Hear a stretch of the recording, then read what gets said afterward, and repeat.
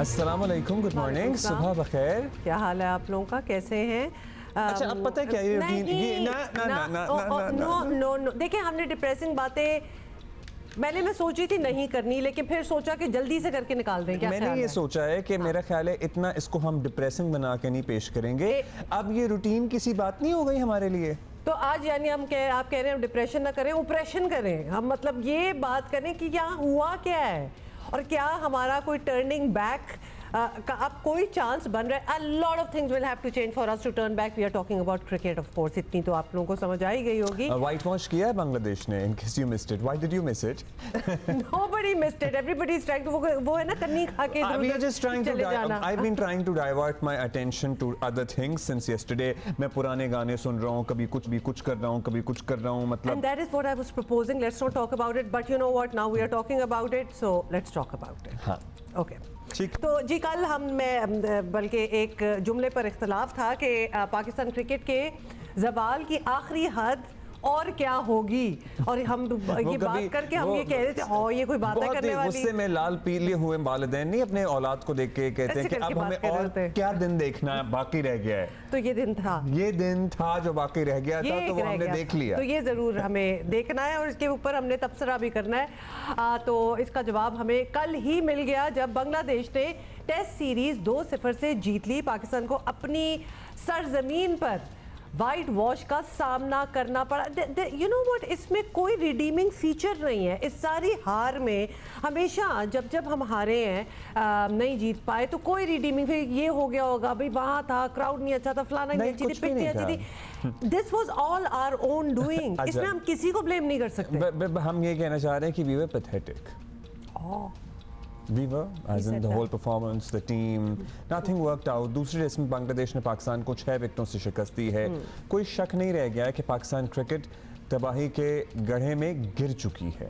और ऑब्वियसली ऐसी गिरी है कि इसकी मिसाल नहीं मिलती। पाकिस्तान के दामन में सिवाय नदामत और शर्मिंदगी के कुछ बचा नहीं है। And I really want to know कि हम इतने अफसुर्दा हैं और हम इतने इस्तिराब में मुब्तला हैं, and those who are responsible for it including the PCB management and the players, वो भी नादिम हैं।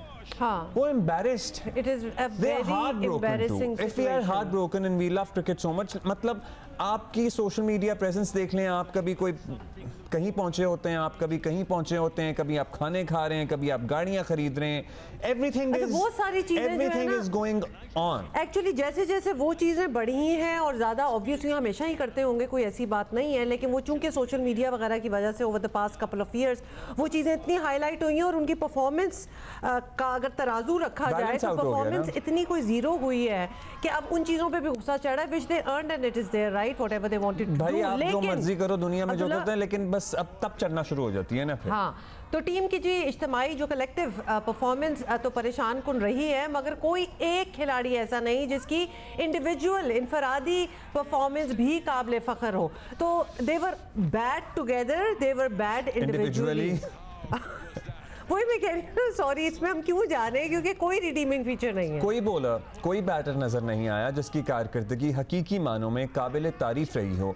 टीम में बड़े बड़े नाम होने के बावजूद प्लेयर्स सर्वाइवर मोड में नजर आए। हमें किसी मौके पर ऐसा महसूस नहीं हुआ कि टीम है, यकजान है, मुत्तहिद होकर लड़ रही है। पाकिस्तान ने कप्तान शाद मसूद की क़यादत में अब तक 5 टेस्ट मैच खेले हैं और 5 हारे हैं अल्लाह के फजलो करम से, और कंसिस्टेंसी और अब वो कौम से माजरत कर रहे हैं। इतना फ्लॉप करियर किसी कप्तान का शुरू नहीं हुआ। लेकिन सवाल ये है कि माजरतें जो हैं, तावीलें, ये कब तक एक्सक्यूजेस, ये कब तक चलेंगी? बार बार माजरत होगी, मतलब this cycle needs to break somehow और वी विल ब्रेक। पता इट डजंट मैटर। अच्छा सुन लेना शान मसूद का क्या कहना था।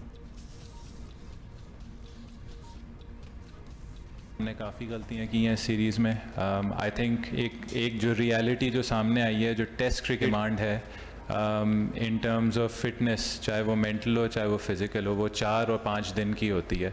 और आई थिंक हमने काफ़ी बार इस सीरीज़ में दिखाया है कि वो एक चीज़ है जिस पे हमें काम करना होगा, इस पे कोई फैक्ट नहीं है। हम अपोलोजाइज करते हैं कौम से, पिछले मैच में भी किया था, अभी भी करेंगे, बट देखें बात यह है कि हमने किस तरीके से अपनी क्रिकेट को बेहतर करना है, ये सबका कॉमन गोल होना चाहिए। वैसे to sit there and have to then obviously speak, ये भी बड़ा ही मुश्किल काम है जब आपकी परफॉर्मेंस ये हो। सो अच्छा, और पता है क्या, कप्तान को इस बात का इदराक है कि हमारी फिटनेस पुअर है, हमारी लड़के एक इनिंग में चल जाते हैं तो दूसरे में इंजर होके हैमस्ट्रिंग पुल करके कोई पट्टा खिंच के बाहर चले जाते हैं। They are just unable to play 4 और 5 डे क्रिकेट। लेकिन हम उसके लिए क्या कर रहे हैं? हम उसके लिए वनडे लीग्स करा रहे हैं, और अगर हमने मेंटर बना लिए, हम वनडे लीग्स करा रहे हैं। हालांकि अक्टूबर में इंग्लैंड ने आना है, टेस्ट सीरीज है हमारी, और हम उसके लिए तैयारी क्या कर रहे हैं? हम वनडे मैचेस खेलेंगे वंस अगेन। अच्छा, ये बात है ना, फिटनेस की बात कर रहे हैं और लैक ऑफ फिट रादर, और पट्टे खिंच गए तो ये फलाना धमाका, ये सारी जब हार जाते हैं तो उसके बाद ये चीजें क्यों आती हैं? पहले ही अगर अनफिट थे तो इस पे बात क्यों नहीं होती? There are stories that a few senior players have been trying to hide their injuries. Nothing is hidden here, मतलब ये hide their injuries, तो उस सर्जरी किधर गई? उस सर्जरी इंजरियों पे ही चाहिए थी, तो वो सर्जरी जो अभी हमें याद आ रही है। बाबर आजम की परफॉर्मेंस को देखकर यकीन नहीं आता कि ये वही बैटर हैं जिनका बल्ला कंसिस्टेंटली रन उगलता था, मगर अब ये लिटरली गए वक्तों की बात लगती है। और अभी उनकी कंसिस्टेंसी बरकरार है, लेकिन ऑब्वियसली रन ना करने की सूरत में पाकिस्तान क्रिकेट की तबाही और बर्बादी का हाल ये है कि 25 करोड़ आबादी में हम एक अच्छा स्पिनर पैदा नहीं कर पाए हैं। पाकिस्तान ने ऐसा मंजर इससे पहले कभी ना देखा ना सुना। लोग कह रहे हैं कि वनडे T20 क्रिकेट ने खिलाड़ियों में टेस्ट मैच के लिए दरकार टेम्परामेंट ख़त्म कर दिया। ये तो कप्तान कह रहे हैं, ये तो टेस्ट टीम के आपके कप्तान कह रहे हैं कि we are not fit. What can be more embarrassing than this, to be honest, कि in front of millions of people। और आपको पता है इंडिया भी हमारी क्रिकेट को बहुत फॉलो करता है, और बड़ी शर्मिंदगी होती है। ये जो क्लिप है ना, ज़ाहिर है कप्तान तो हकीकत ही बयान कर रहे हैं, या फिर अदरवाइज जो हम भी बात कर रहे हैं या और फोरम्स पे, India really celebrates the tabahi of our cricket, and it really hurts. It hurts even more. But although they should not do it because हम खुद भी अपनी तबाही पे कुछ खास खुश नहीं है, और बातें तो हम भी कर ही रहे हैं। और अभी तो हम टेस्ट की बात कर रहे हैं, लेकिन वनडे और T20 फॉर्मेट में भी कोई हम we are not different there as well, क्योंकि उसमें भी बिल्कुल एक शर्मनाक किस्म की हमें सिचुएशन नज़र आ रही है। अब इस सारे पे बात करना बहुत ज़रूरी है। As painful as it might be, we need to do something about it. Of course, Sikandar Bakht will be with us as well. Ahmad Shahzad हमारे साथ हैं, तौसीफ अहमद हमारे साथ हैं, सिकंदर बख्त तो होंगे ही, हाँ, और बहुत से लोग हैं जी। अहमद भाई, thank you for your time sir. बताइएगा, पाकिस्तान की बांग्लादेश के हाथों तारीखी शिकस्त, मतलब कहना अच्छा तो नहीं लगता, हो गया ऐसा कैसे हो गया? इस पे ज़रा रोशनी डालें। हमने यहाँ बहुत सी बातें की हैं, लेकिन आपकी नज़र में वो कौन से फैक्टर्स हैं जो इसके जिम्मेदार हैं? जिम्मेदारी किसकी? जिम्मेदारी तो ऑब्वियसली पाकिस्तान क्रिकेट बोर्ड की है कि इतने जो है बुरी शिकस्तों के बाद, वर्ल्ड कप के बाद और वर्ल्ड कप से पहले भी जो चीज़ें आपकी चलती रही हैं, उसके बावजूद भी आप लोगों ने जो डिसीजंस थे कुछ प्लेयर्स को टीम से बाहर करके जो लेने थे वो नहीं लिए। आवाम से झूठे वादे किए, आवाम को जो है ना ट्रक की बत्ती के पीछे लगाया, सोशल मीडिया पे डिफरेंट कैंपेन्स करके, उसके बाद पाकिस्तान कप को जो है मार्केट में छोड़ दिया, 5 मेंटोर्स ले लिए। सारा ध्यान इन चीज़ों पे चला जाए, और फिर इनका ख्याल था कि बांग्लादेश से तो ये जीत ही जाएंगे, तो वो बांग्लादेश प्यार से अमी तुमा के बालों माची करके वो हमें वाइट वॉश करके निकल गया है। तो अब ये कौन सा लॉलीपॉप देंगे, ये देखने वाली बात होगी कि अब पीसीबी किस पे डाले। अच्छा, ठीक है, ऑब्वियसली हम अब बात करेंगे तो खिलाड़ियों और मैनेजमेंट की तो हम बात करेंगे, और उन पे तनकीद तो बिल्कुल बनती भी है, लेकिन एक अहम मामला पिच का भी है। ये एक कमाल की बात है कि पाकिस्तान क्रिकेट बोर्ड ने ऐसी पिच बनवाई जिस पे हम ही ना खेल पाए और दूसरा जो है वो जीत के चला गया। तो इस पे भी तो कोई कमेंट होना चाहिए कि उधर क्या हुआ। बड़ी जबरदस्त पिच थी, स्पिनर आपके पास है नहीं पूरे मुल्क में, तो क्या स्पिन ट्रैक बना दें? क्या करें? बैटिंग ट्रैक पे जो है ना आपके प्लेयर्स जो हैं वो मैच नहीं जीतते, ड्रॉ हो जाता है। तो रिजल्ट जब आपने लेना है तो थोड़ा सा सपोर्टिंग पिच तो बनाना पड़ेगा। और क्या हो गया था ऐसा पिच को, वही इस पिच पे भी खेल रहे हैं बांग्लादेशी बैट्समैन भी जो हैं, वो भी तो वहीं खेले हैं। वो क्या बारादरी में खेल रहे थे? वो भी इसी पिच पे खेल रहे थे। बस एक्सक्यूज, इधर से एक्सक्यूज, उधर से एक्सक्यूज, अपने लोगों को जो है ना टीम के अंदर से जो है ना इंफॉर्मेशन दे देते हैं कि ये एजेंडा चला दो, वो एजेंडा मार्केट में फेंक दिया जाता है। इसी वजह से तो पाकिस्तान का ये बुरा हाल है कि हम अपने अपने व्यूज के चक्करों में पाकिस्तान को पीछे छोड़ दिए हैं। वो वतन की जो मिट्टी है और उससे जो प्यार है उससे हमने अपना नाता तोड़ दिया, और ये ओवर द इयर्स हुआ है। ये एक दिन में पाकिस्तानी क्रिकेट यहाँ नहीं आई है, इसको 15 साल लग गए हैं यहाँ आने में। और वो जो लोग 15-15 साल से 10-10 साल से पाकिस्तान क्रिकेट बोर्ड के अंदर है, जिनकी जॉब ये है कि उन्होंने इंफ्रास्ट्रक्चर्स बेहतर करने थे, उन्होंने इंटरनेशनल ताल्लुकात बेहतर करने थे, उन्होंने जो है ना पाकिस्तान की टेस्ट सीरीजें ज्यादा करानी थी, उन्होंने डोमेस्टिक में से प्लेयर्स डेवलप करने थे। क्या उन्होंने कुछ भी कर लिया है? कुछ भी नहीं किया। इसी वजह से वो इन प्लेयर को निकाल नहीं रहे कि उनको पता है कि शायद उनको लगता है कि पीछे आने वाले प्लेयर्स बिल्कुल ही जो है ना अजीब से हैं, तो अगर ये भी निकल जाएंगे तो हम एक्सपोज हो जाएंगे। तो सर जब मामला इस तरह का हो जाए कि आपकी टीम 8वें नंबर पे आ जाए, आपके प्लेयर्स ने 16 इनिंगों में परफॉर्मेंस नहीं किया और उनको फिर आप सिलेक्ट कर लें और सेटिंग्स पे काम हो रहे हो, वो उसको पसंद है, ये उसको पसंद है, और आप उस मुल्क में जहाँ पे लोगों के पास खाने के पीने के पैसे नहीं है, बिजली के बिल ने तंग किया हुआ, पहाड़ टूट रहे हैं, वहाँ पे आप फेल्ड क्रिकेटर्स पे इन्वेस्टमेंट कर रहे हैं और मिलियंस और बिलियंस की जो है इन्वेस्टमेंट कर रहे हैं। इसका जवाब दे कौन होगा? अभी आपने मेंटोर्स रखे हैं, उनको 50-50 लाख महाना आप देंगे ये सिर्फ सुपरविजन करने का, तो इसका जिम्मेदार कौन है? तो ये चीजें पूछने वाली हैं, ठीक है, ये अवाम पूछेगी, अब उस डगर पे आ गई है। अच्छा अहमद, हमारे पास तो 2-4 चीज़ें थी डिप्रेस करने को, आपने तो 18 और पकड़ा दी हैं, तो ये तो बहुत ही ऐसी सिचुएशन बनती जा रही है कि इससे निकलना तो it's going to be a project and a half to get out of this situation. अच्छा अहमद भाई, पाकिस्तान क्रिकेट के जो मसाइल हैं जिनका आप भी तस्करा कर रहे हैं, दिनों में सर्टनली पैदा नहीं हुए। आपने अभी कहा कि ज़ाहिर सालों में यहाँ तक बात पहुँची है और दिनों में हल भी नहीं हो सकते। वकार यूनुस भी यही कह रहे थे कि ज़ख्म पुराना है, तकलीफ़ पुरानी है, हल होने में टाइम लगेगा। अब डोमेस्टिक कप होने वाला है, इसमें आपको लगता है कुछ इससे कुछ हासिल होगा, कुछ नया टैलेंट सामने आ सकेगा, या ये भी बस खाना पूरी होगी? ये मटेरियल क्या भारत से आएगा? कहाँ से आएगा? यही है ना जो खेल रहे हैं, उन्हीं 150 प्लेयर्स में से कुछ जो परफॉर्मेंस कर देंगे, कहेंगे ये मिल गए।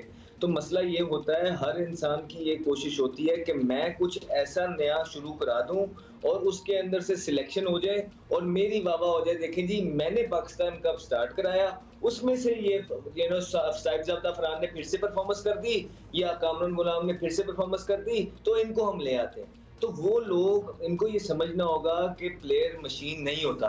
वो लोग जो 3-3 सालों से परफॉर्मेंस करके आ रहे हैं और अपनी बारी का इंतजार कर रहे हैं, और अगर उनसे परफॉर्मेंस ना हुई तो उनके चांस का क्या बनेगा? बहुत ज्यादती कर रहे हैं ये लोग बहुत ज्यादती कर रहे हैं। ये पाकिस्तान की प्लेयर्स के इमोशंस के साथ खेलते हैं, ये पाकिस्तान के अवाम के इमोशंस के साथ खेल रहे हैं। ये मुल्क की टीम, जिस क्रिकेट की टीम के साथ सारी जो अवाम जुड़ती है, सारी अवाम टीवी पे देखती है, एक ही ऐसी चीज है जिससे सब जुड़ जाते हैं और ग्लूड हो जाते हैं टीवी के साथ। ये लोगों ने अवाम से ये एंटरटेनमेंट भी छीन ली। Thank you it is sad, और लेकिन आपको भी उतना ही गुस्सा चढ़ा हुआ है जितना हमें चढ़ा हुआ है, तो उससे मुझे लग रहा है इन्हें ज्यादा चढ़ा हुआ है। मैं बता रहा हूँ आपको। हाँ लेकिन then he's been a part of the team and then I guess he knows। अच्छा एक और गुस्सा भरे बैठे गुस्से में भरे बैठे सिकंदर वक्त हमारे साथ हैं। सिकंदर, क्या हाल है सिकंदर? मेरा सवाल ये है, क्या हाल है? सुनोगे कहाँ तक सुनाएं, हजारों शिकवे हैं, क्या क्या बताएं। टिच बैठ रहा है वैसे, ये बिल्कुल सही बैठा है। अभी हम अहमद शहजाद से गुनगुना देता नहीं, मगर ये मेरे घुटनों में दर्द है, मतलब नहीं, और भी तो बड़े गम है हमें, मतलब कि अब आप गुनगुनाना शुरू कर दे तो हम किधर जाएंगे? ये नहीं हम बर्दाश्त कर पाएंगे। अच्छा सिकंदर, अभी हम अहमद शहजाद से बात भी कर रहे थे। एक बात, before we do the postmortem and everything, ये नए टैलेंट की बात हो रही है। How many times has it happened in other teams in the world कि स्क्रैप की गई है बिल्कुल एग्जिस्टिंग टीम को और टोटली नया टैलेंट लाया गया है? ये ऐसे एग्जांपल्स हैं हमारे पास, और फिर हम 2 साल के लिए भूल जाएंगे इन्होंने कुछ करना है कि नहीं करना, कौन होता था और क्या होते थे। बिल्कुल हम 0 मीटर से स्टार्ट हुए हैं और नया टैलेंट लेके आए हैं। देखिए, वो कहा गया था कि हम सर्जरी कर रहे हैं, ठीक है, बांग्लादेश ने हमारी सर्जरी कर दी, किसी और ने नहीं की। चेयरमैन साहब कह रहे थे ना सर, मैं विद ड्यू रिस्पेक्ट सर, मैं आपकी रिस्पेक्ट करता हूँ, आपने कहा था सर्जरी करेंगे, उन्होंने हमारी सर्जरी कर दी है। उन्होंने ऐसी सर्जरी की है कि हम शर्मिंदा हो गए हैं। उन लोगों को जिनके हमने क्रिकेट हमने स्टेटस दिलवाया, हमने उनको कहा कि जी आपको क्रिकेट नहीं खेलने आती, उन्होंने हमारी सर्जरी कर दी और ठीक ठाक कर दी। ये भी नहीं हुआ कि कोई और लड़का बैठा हुआ था या नहीं बैठा हुआ था, ऐसी कोई बात नहीं। सारे लड़के को किसी को, even the 12th man was the former captain of the Pakistan, यानी कि सरफराज को हमने 12th मैन रखा हुआ था कि जी कंकशन रूल के लिए उसको हम रखते हैं। हमने कोशिश ही नहीं की किसी नौजवान बच्चे को बनाने की, और यही हमारा इशू है। अच्छा, अब आप कह रहे थे कि नई टीम बनाने की बात, के इस तरह का मुझे वाकई रिसर्च करना पड़ेगा कि कभी ऐसा हुआ कि पूरी टीम भी बदल दी गई हो। कई दफा ऐसे मौके आए कि जिन्होंने लोगों ने 6 लड़के बदले, नए लाए। मगर अभी आप लोग बात कर रहे थे, वो कौन है ये शान मसूद क्या कह रहा था कि हमें 4 रोजा क्रिकेट खेलनी चाहिए। वो कह रहा था हमारा जो सबसे बड़ी बात जो हमें सामने आई है वो ये कि हमारा टेम्परामेंट नहीं है, हमारी फिटनेस इस काबिल नहीं है कि हम 4 या 5 रोज की क्रिकेट खेल सकें। अब्दुल्ला, मैं ये दिखा रहा हूँ आप लोगों को, ये मैं आज से 1.5 महीने पहले चेयरमैन साहब को देकर आया था। उन्होंने उनको कहा था कि ये पेंटेंगुलर करवा दें आप, ठीक है, पेंटेंगुलर करा दें और 4 रोजा कराएं। हम से इससे बड़ा हम मातम क्या कर सकते हैं माजरत के साथ कि हम टेस्ट क्रिकेट खेलने जा रहे हैं इसके बाद इंग्लैंड से, और हम 1 रोजा मैच करा रहे। ये 1 रोजा आपका कप्तान खुद कह रहा है, आपका कप्तान खुद कह रहा है कि हम 4 रोजा क्रिकेट नहीं खेलते, 5 रोजा हमें प्रैक्टिस नहीं रही। और हम इसलिए कि वहां पे जो उनके एडवाइजर्स थे, जब मैं उनके पास गया था ये पूरी लेकर रिपोर्ट, इसमें मैं आपको बताऊं, इसमें ड्रॉज भी बना दिए मैंने, ये देखें, इसमें मैंने उनका काम इतना आसान कर दिया। मैंने 1 घंटा लिया, आप मुझे आज 1 घंटा दे दें, मैं आपको ड्रॉज बना दूंगा, आपको मैं टीमें बना दूंगा, हर चीज बना दूंगा, इसलिए कि मैं ये काम करता रहा हूं, मुझे बड़ा शौक है। आप ये करके आए थे और हम रोजाना शो पे बात करते हैं तकरीबन कि हम अब इंग्लैंड से तैयारी के लिए क्या कर रहे हैं, हम 1 रोजा क्रिकेट दोबारा से खेलने जा रहे हैं। So yeah, that remains the same actually. हम तो 1.5 महीने से बात कर रहे हैं, लेकिन जाहिर है किसी के कान पर अगर जूं नहीं रेंगनी तो नहीं रेंगनी। तो मैं देकर उनके हाथ में आया हूँ, उन्होंने कहा कि मुझे दे दो, मैंने उनको दे दिया। अब उन्होंने क्या किया It's not happening, Sikandar. Bottom line तो सिकंदर यही है ना, आपने ये तजवीज़ दी और भी लोगों ने जो भी तजवीज़ें दी होंगी उन्होंने वही करना है जो उन्होंने करना है। अब हमें समझने की ये ज़रूरत है कि व्हाट इज़ देयर प्लान। मतलब अभी इंग्लैंड की आ रही है, यही अगर रिपीट शो होना है तो what have we learned in the middle. और ये अगर ये तैयारी किस चीज़ के लिए हो रही है जी? वनडे तो आप भूल जाएं, जो वनडे करा रहे हैं उसका कोई फायदा नहीं। आप स्पिनर्स नहीं ढूंढ सकते। वनडे के अंदर स्पिनर और फास्ट बॉलर्स जो होते हैं अपनी डिफरेंट लाइन से बॉल करते हैं, उनकी लाइन ऑफ अटैक डिफरेंट होता है, उनकी और जो बैटर्स होते हैं वो डिफरेंट तरीके से खेलते हैं। तो आप 4 और 5 रोजों का टेम्परामेंट 1 रोज क्रिकेट से नहीं ला सकते। यही आपका सबसे बड़ा एक फेलियर हो गया। नंबर 1, मैं इनसे क्रिकेट बोर्ड से रिक्वेस्ट करूंगा कि आप अपने सारे सीनियर मोस्ट इंपॉर्टेंट प्लेयरों को ये बुलाकर कहें कि आपने इंग्लैंड का, आपको सेंट्रल कॉन्ट्रैक्ट्स चाहिए। ये कभी नहीं, अभी तक नहीं दिया उन्होंने सेंट्रल कॉन्ट्रैक्ट, ठीक है। मेरी एडवाइस है मोहसिन नकवी साहब को, हो सकता है मैं एक क्लिप निकाल के उनको भेज दूं कि भाई सर सब लड़कों को बुलाएं, उनको बिठाएं और कहें हम आपको सेंट्रल कॉन्ट्रैक्ट देंगे, आप इंग्लैंड से जीतें। भाई आप इतने नीचे गिर गए हैं कि आपके पास कोई स्टेटस नहीं रहा है, आपके पास कुछ नहीं रहा है, तो आप उन सारे सीनियर लड़कों को खिलाएं, जूनियर्स को इधर ना खिलाएं। इंग्लैंड की वो टीम है जिसने आपको व्हाइट वॉश करके चला गया था, 3 मैच हरा कर गया था। सारे नए लड़कों को खिलाने के बजाय इन्हीं को खिलाएं। सरफराज को भी आप उसमें खिलाएं, वो विकेट कीपर बैट्समैन होना चाहिए। सारे लड़के आपके पक्के वाले लड़के हों, उनको बोले आप जीतो, सेंट्रल कॉन्ट्रैक्ट ले लो। मेरी बात सुने, फिर वो अगर कोई फ्लूक हो गया और बेहतर जीतना तो पता नहीं क्या, हम बांग्लादेश से नहीं जीत पाए, आप इंग्लैंड की बात कर रहे हैं, कोई बेहतर परफॉर्मेंस होगी, फिर कोई बेहतर परफॉर्मेंस हो गई, फिर हम भूल जाएंगे सारी सर्जरी, सारी ओवरऑलिंग। और देखो अब्दुल्ला, हम यही चाहते हैं ना कि पाकिस्तान टीम जीते। मैं एक इंडिविजुअल की बात नहीं कर रहा, मैं पाकिस्तान टीम की जीत की बात कर रहा हूँ। हम सब यही चाहते हैं ना कि वो जीते।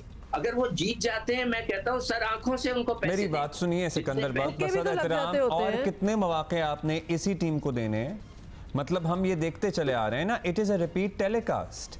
शान मसूद की बहैसियत टेस्ट कप्तान ये 5वीं शिकस्त है।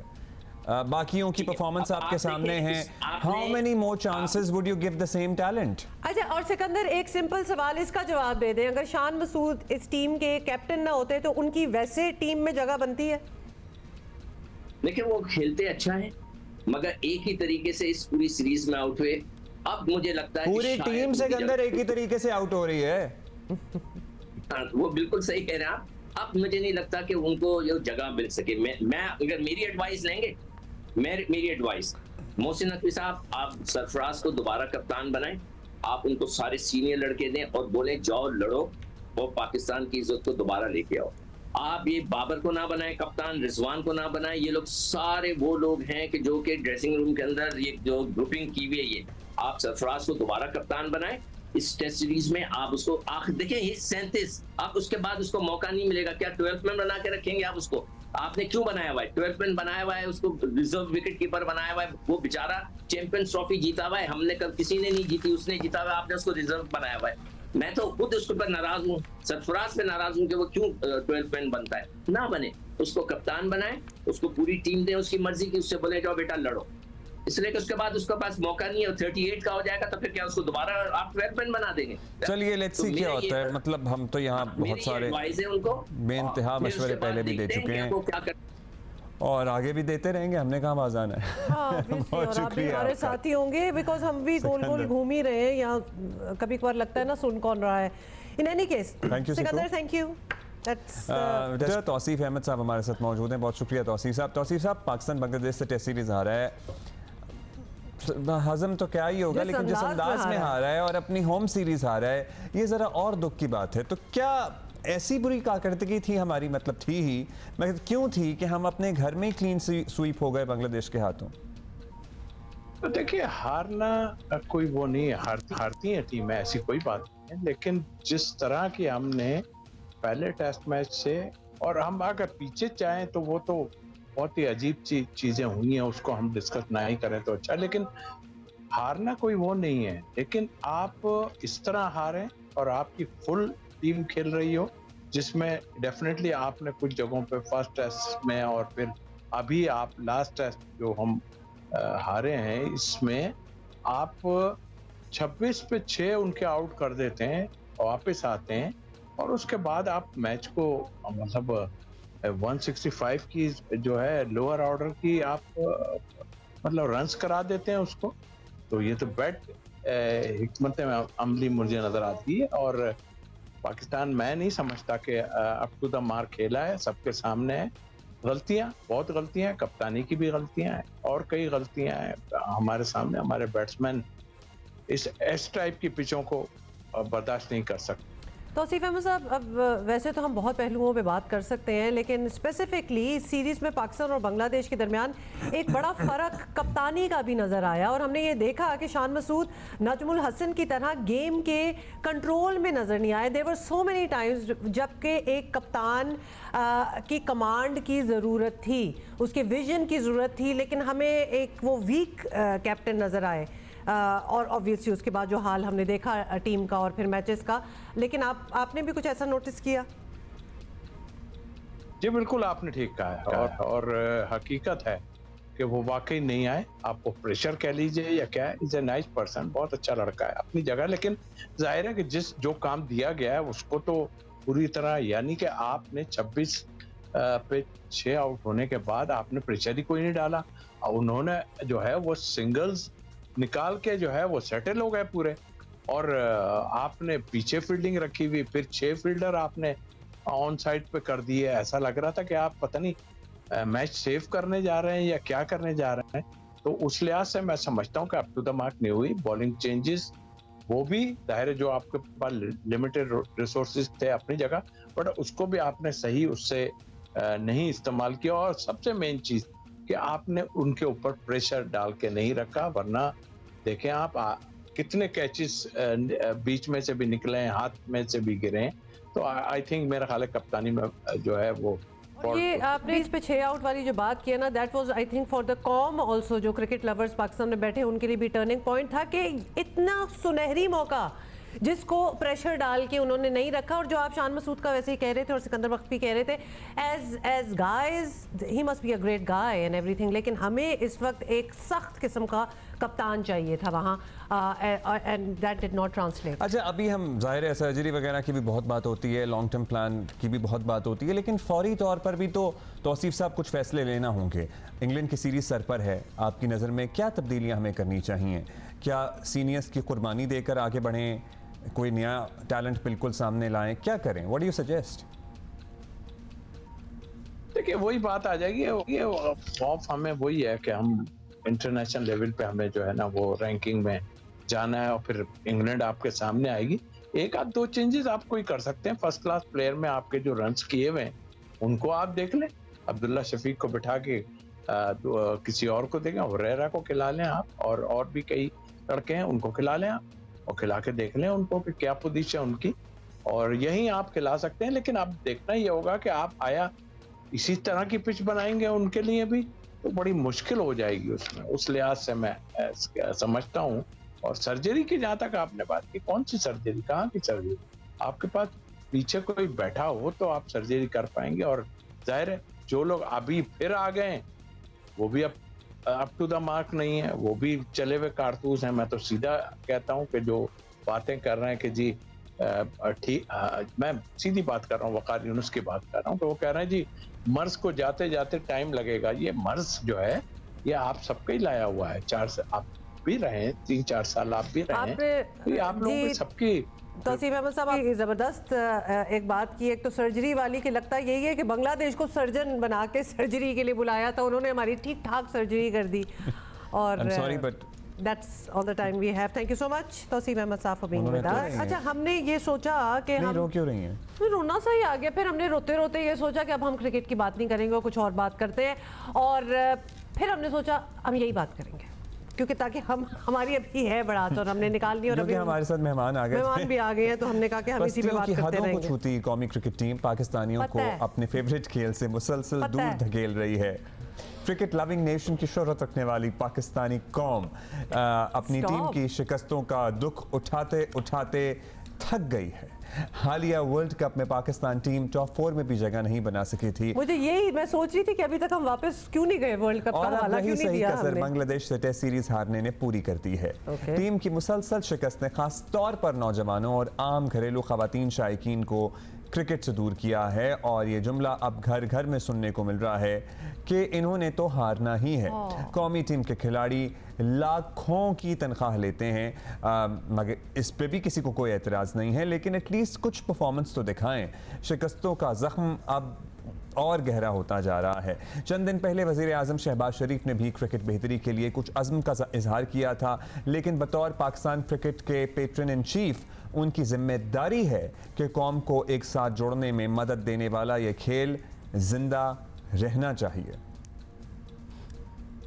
आप क्रिकेट टीम की उसकी दोबारा उसकी तश्कील न करें और सिर्फ मेरिट के ऊपर आप मुंतखब करें जो कि आपका खासा है।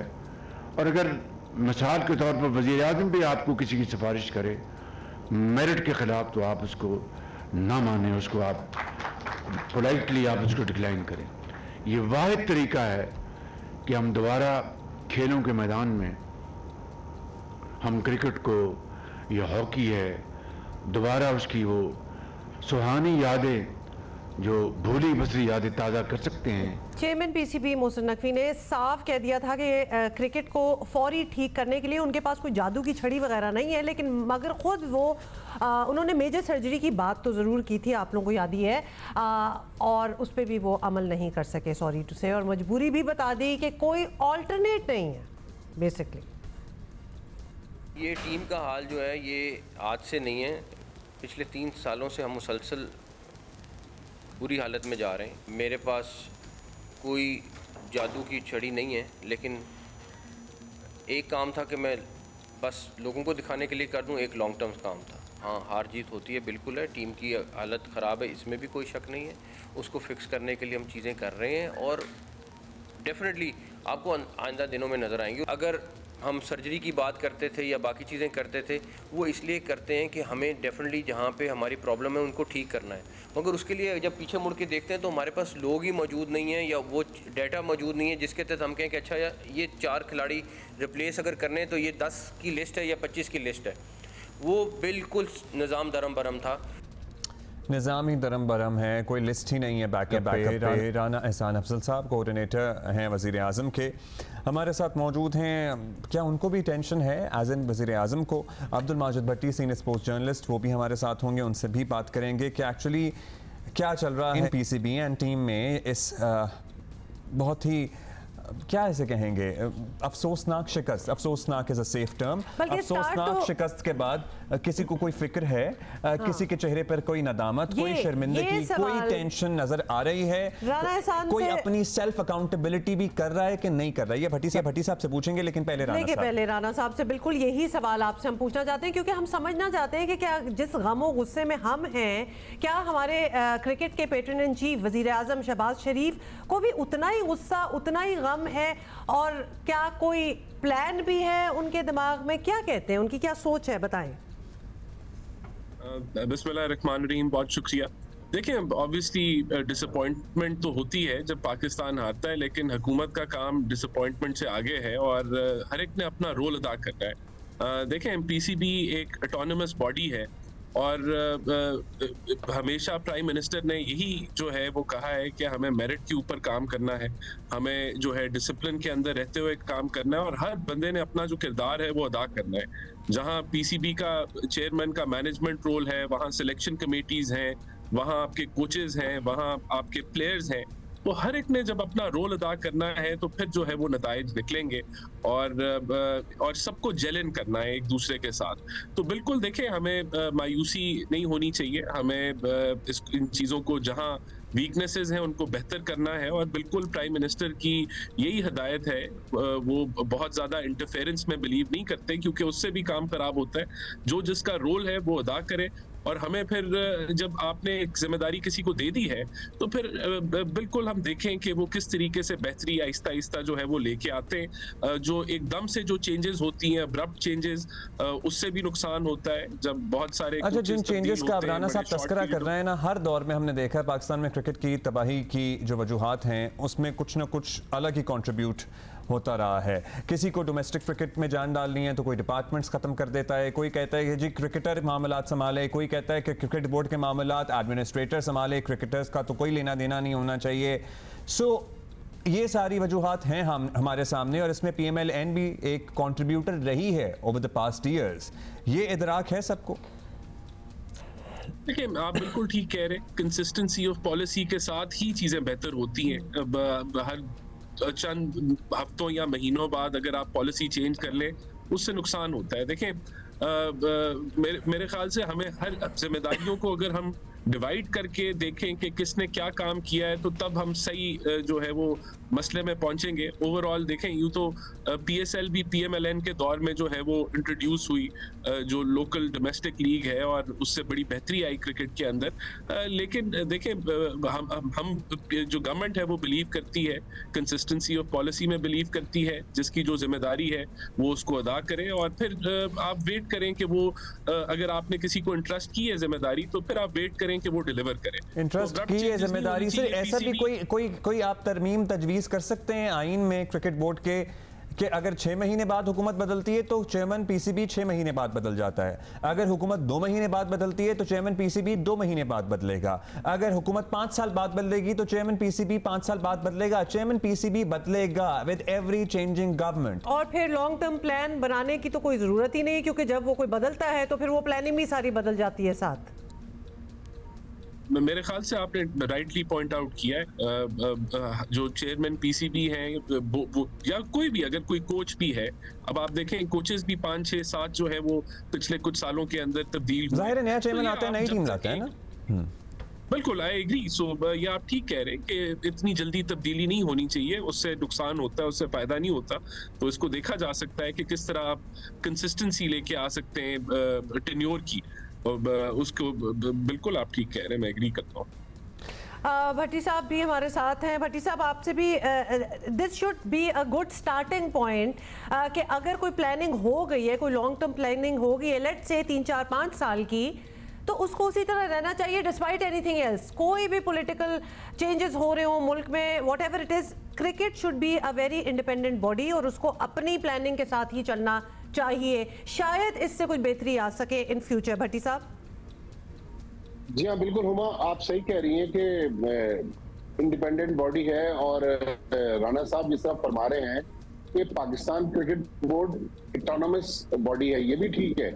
लेकिन पाकिस्तान में हमने ये देखा है कि जो भी हुकूमत आती है वो अपनी मर्जी से पीसीबी चेयरमैन को पीसीबी में लाते हैं। बल्कि राणा साहब ने अगर ना सुना हो तो मैं उनकी इत्तला के लिए कि मैं 3 दिन पहले जो बड़े राणा साहब है, राणा सनाउल्लाह, जिनके पास इंटर प्रोविंशियल कोऑर्डिनेशन कमेटी की वजारत है, स्पोर्ट्स मिनिस्ट्री भी उनके अंडर में आती है, राणा सनाउल्लाह एक टीवी चैनल पर कह रहे थे कि मोहसिन नकवी साहब को 2 में से 1 ओहदों का इंतखाब करना पड़ेगा।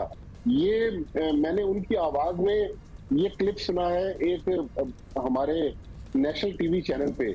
तो देखें, हमारे यहाँ खराबियां तो हैं। जब पीडीएम की हुकूमत थी, नजम सेठी साहब को शहबाज शरीफ ने नॉमिनेट किया, उसके बाद नजम सेठी साहब के लिए जो हालात थे वो रिजाइन कर गए। फिर ज़का अशरफ साहब आए, अनफॉर्चुनेटली 6 महीने के अंदर ज़का अशरफ ने भी पाकिस्तान क्रिकेट बोर्ड को छोड़ दिया। अब नजम सेठी साहब आए। देखें, मैंने हुमा अब्दुल्ला और राणा साहब, मैंने अपनी 35-36 साल सहाफत में पाकिस्तान क्रिकेट की इस लेगेसी में बड़ी फतूहात को पाकिस्तान में और पाकिस्तान से बाहर कवर किया। लेकिन आज हम जिस मकाम पे खड़े हुए हैं और पिछले कुछ घंटों से हम अपने टीवी चैनल पर या दीगर चैनल्स पर भी सुन रहे हैं, जिस तरह पाकिस्तान क्रिकेट को डिस्कस किया जा रहा है, मेरे ख्याल में इससे पस्ती में पाकिस्तान की क्रिकेट शायद ही नहीं। और राणा साहब, एक और भी बात है, चलिए बिल्कुल आप कह रहे हैं, आपका जाहिर है इतना आपका 3 दहाइयों से ज़्यादा मुहित आपका स्पोर्ट्स जर्नलिज्म का करियर है भट्टी साहब, और हम समझ सकते हैं क्या बात कर रहे हैं। राणा साहब, हम आपसे आपको आपके आगे मसरूफियत है, बस मुख्तसरन यही आपसे बात करेंगे कि एक कमेंट ये भी आता है कि सारा पैसा, सारी इन्वेस्टमेंट, ये जो फिर टीम बन जाती है, फिर जो स्टार प्लेयर्स होते हैं, इनके सेंट्रल कॉन्ट्रैक्ट्स एट्सेट्रा एट्सेट्रा, इस पे जाहिर है it requires a lot of money, and अगर वो परफॉर्म करें तो दे सर्टनली डिजर्व इट। लेकिन उसके मुकाबले में जो पैसा ग्राउंड्स की बहाली या डेवलपमेंट या छोटे शहरों या गांव देहात, स्कूल, कॉलेज, जिला, तहसील, स्पोर्ट्स फैसिलिटीज भी तो होती है ना, उसकी डेवलपमेंट पे कुछ नहीं होता, इसलिए वहां से टैलेंट ही नहीं आता। आप ठीक कह रहे हैं, पीसीबी जो है वो रेनोवेशन ऑफ स्टेडियम्स, बल्कि नए स्टेडियम्स भी बना रही है, उनको इम्प्रूव भी कर रही है, और अब इसको स्पोर्ट्स के ऊपर आप जितना इन्वेस्ट करेंगे उतने नताइज निकलेंगे उसके अंदर से। तो बिल्कुल गवर्नमेंट जो है वो, हमारे तो यूथ फेस्टिवल्स भी कराए जाते थे, स्पोर्ट फेस्टिवल्स भी पीएमएलएन की हुकूमत कराती रही है, और प्राइम मिनिस्टर मिलते भी रहते हैं, और सिर्फ क्रिकेटर्स से नहीं बल्कि across the board prime minister जो हैं, हॉकी प्लेयर्स हों, यानी कि बाकी एथलीट्स हों, वो उनको मिलते हैं, उनके प्रॉब्लम सुनते हैं। और बिल्कुल आपने ठीक आइडेंटिफाई किया कि हमें स्पोर्ट्स में और फर्दर इन्वेस्ट करने की ज़रूरत है, और गवर्नमेंट की यही पॉलिसी है कि हम जब तक इसमें जो है इन्वेस्ट नहीं करेंगे तो उस तरीके से नताइज नहीं निकलेंगे। लेकिन पीसीबी का अगर आप देखें तो उसने रेवेन्यूज अपने इंक्रीज किए हैं, और उन रेवेन्यूज के को जो इंक्रीज किया है उसको वो इन्वेस्ट भी कर रहे हैं स्टेडियम्स की अपलिफ्ट के अंदर, उसकी इम्प्रूवमेंट के अंदर, और ये नज़र आ रहा है कि स्टेडियम्स जो आपके जितने भी हैं they are in good conditions. तो ये भी एक मेजर रोल है पीसीबी का और पीसीबी चेयरमैन का, जो अच्छे तरीके से किया जा रहा है। लेकिन I think there is a lot of improvement which is required, और इसके ऊपर क्योंकि इंडिपेंडेंट है PCB, it should focus on it, और इनकी जिम्मेदारी है कि डिलीवर करें। अच्छा राना एहसान साहब, एक जैसे अभी भट्टी साहब ने जिस तरफ इशारा किया, जिम्मेदारियां, और किसी भी इंसान पे बहुत ज़्यादा जिम्मेदारियां पड़ जाएं तो प्रॉब्ली उसको शायद चूज़ करना पड़ता है कि क्या ज़्यादा प्रायोरिटी होनी चाहिए। तो कुछ ऐसा चीज़ या सजेशन अंडर डिस्कशन है? नहीं, अभी मेरे तो ख्याल में ऐसी कोई चीज़ मैंने नहीं सुनी। लोगों की अपनी राय ज़रूर आ रही है, लेकिन उनको जो 2 जिम्मेदारियां मिली हुई हैं वो उनको निभा रहे हैं, और जब तक एतमाद है प्राइम मिनिस्टर का वो निभाते रहेंगे। और मेरे ख्याल से आपने जिस तरह हमने पहले डिस्कस किया कि कंटिन्यूटी रहनी चाहिए, तो हमें जो है वो उसको इंश्योर करना चाहिए कि चीजें चलें, मौका दें। अभी तो चंद महीने हुए, जरूर बेहतरी आएगी। क्योंकि राना सनाउल्लाह साहब का बयान कोट कर रहे थे भट्टी साहब, तो इसलिए हर एक का डिफरेंट पॉइंट ऑफ व्यू होता है, हर एक का डिफरेंट पॉइंट ऑफ व्यू होता है। लेकिन आपका भी बिल्कुल राना साहब एक पॉइंट है कि अभी हम ये बात कर रहे हैं कि बार-बार हर चीज पे उखाड़ के इधर-उधर नहीं कर देना चाहिए। तो maybe there should be consistency. In any case let's see के आगे क्या प्लानिंग होगी। Rana Ehsan Afzal, thank you so much for your time. Bhatti साहब, आप तो हमारे ही हैं। भट्टी साहब, ये आप अग्री तो डेफिनेटमेंट करते ही होंगे कि अगर हम पास्ट में चले जाएं, चले अभी की मैनेजमेंट ना देखें, पास्ट में चले जाएं, कुछ ऐसे मैनेजमेंट थी जहां things were working in a better way, और अगर वो चलते रहते तो शायद हमारी इधर ये पोजीशन ना होती जहां हम यही उखाड़ पिछाड़ ने बहुत गंद मचाया है बेसिकली। बिल्कुल, देखें हुमा, पिछले तकरीबन कोई 2 साल में पाकिस्तान क्रिकेट बोर्ड में 4 चेयरमैन तब्दील हुए। जब चेयरमैन तब्दील होता है पाकिस्तान में, उसकी पॉलिसीज तब्दील होती है, कोचेस चेंज होते हैं, मैनेजमेंट चेंज होती है, पीसीबी मैनेजमेंट में उखाड़ पिछाड़ होती है। तो ये जो पीसीबी हेडक्वार्टर में चेंज है, उसकी वजह से पाकिस्तान क्रिकेट मुतासिर तो हुई है। अब ये जो करंट कोचेज हैं, जिनकी कोचिंग में पहले हम लोग अमेरिका में T20 वर्ल्ड कप में बुरे तरीके से हारे, अभी बांग्लादेश से हारे, तो गैरी कर्स्टन का भी वो पहला असाइनमेंट था, और यहाँ पर जैसन गैलेस्पी जो हमारे टेस्ट के हेड कोच है और उनके साथ जो दीगर कोचेज हैं, उनकी भी पहली जिम्मेदारियां थी। तो ये बात तो ठीक है कि सिस्टम को टाइम देने की जरूरत है, ये कोचेज पहली बार आए, लेकिन हमारे यहाँ ऐसा सिस्टम क्यों नहीं बन जाता कि गवर्नमेंट कोई भी हो, लेकिन ना पीसीबी में तब्दीली आए, ना पीसीबी की जो फैसले हैं उनमें तब्दीली आए। लेकिन बहुत अफसोसनाक चीज है कि हमारे यहाँ ऑटोनोमस बॉडी तो कहा जाता है, लेकिन पीसीबी हेडक्वार्टर में जब चेंज होता है तो वहाँ कोई ऑटोनॉमी नजर नहीं आती, चेंज हो जाता है। That is so true. In fact, भट्टी साहब, if I may say, तो जब हमारी कोई पॉलिटिकल टेंशंस होती हैं, बात आगे जा रही होती है, इवन इलेक्शंस होने वाले होते हैं, तो वहाँ एक इलेक्शनरिंग की स्टीम बनी होती है, यहाँ पीसीबी के अपने रोले पड़े होते हैं और नाम ऑलरेडी फ्लोट करना स्टार्ट हो जाते हैं months before the change comes. तो वो टेंशन भी, और कितनी बार हमने आप लोगों से भी ये बात की है और कि ये चीज़ें प्लेयर्स में कितना रिफ्लेक्ट करती हैं, उनके प्ले में कितना रिफ्लेक्ट करती हैं। आई रिमेंबर पाकिस्तान की टीम जब इंडिया भी गई हुई थी और सेंट्रल कॉन्ट्रैक्ट्स वगैरह की बात हो रही थी और फिर और भी मैनेजमेंट के चेंजेस की बात हो रही थी, और हम यहाँ बैठे यही सोच रहे थे इस वक्त ये बातें करने की जरूरत है कि उसका भी तो एक इफेक्ट होता है ना माइंडसेट ऑफ द टीम पे। देखिए, बिल्कुल असर होता है। प्लेयर्स को पता है कि ये चेयरमैन जो है ये कितने पावरफुल है और कितने अरसे तक आए। अगर हमारे यहाँ कोई इलेक्शन होने वाले होते हैं या पॉलिटिकल सिनेरियो में कोई तब्दीली नजर आती है, तो पीसीबी और में जो एकदम हिलजुल शुरू होती है, उसके साथ पाकिस्तान के प्लेयर्स जो हैं उनको भी पता चल जाता है कि ये चेयरमैन जो है इसने अब ज्यादा टाइम नहीं गुजारना, लिहाजा इसके साथ इतना ही हम राब्ता रखें जितना इसने वक्त गुजारना है। जफर अशरफ साहब की मिसाल हमारे सामने है। अच्छा भट्टी साहब, जराए से ये भी खबरें आ रही हैं कि chairman PCB would probably replace Jay Shah, क्योंकि वो आईसीसी में जा रहे हैं और चेयरमैन पीसीबी मोहसिन नकवी साहब एशियन क्रिकेट काउंसिल में जाएंगे। अक्टूबर नवंबर की बात की जा रही है, ऐसी कोई बातें दिसंबर में। जी हाँ, देखिए उसमें आज अगर मोहसिन नकवी साहब पीसीबी के चेयरमैन हैं, अल्लाह ना करे अगर दिसंबर तक पीसीबी का कोई और चेयरमैन होता है, वो ओहदा जो है ना वो पाकिस्तान का ओहदा है, वो पाकिस्तान को मिलेगा चाहे कोई भी पीसीबी चेयरमैन हो। लिहाजा चूंकि इस वक्त मोहसिन नकवी साहब पीसीबी चेयरमैन है, लिहाजा दिसंबर में अगर वो पीसीबी चेयरमैन रहे तो वो ऑटोमेटिकली एशियन क्रिकेट काउंसिल के भी चेयरमैन। तो ये तो सॉरी भट्टी साहब, इसके बाद तो फिर उनके पास 3 ओहदे हो जाएंगे। हमें तो 2 पे अभी हो रहा है और हम लिटरली वी आर डिस्कसिंग कि वो जस्टिफाई कर पा रहे हैं कि नहीं। 3 में क्या हम जस्टिफिकेशन मांगेंगे उनसे?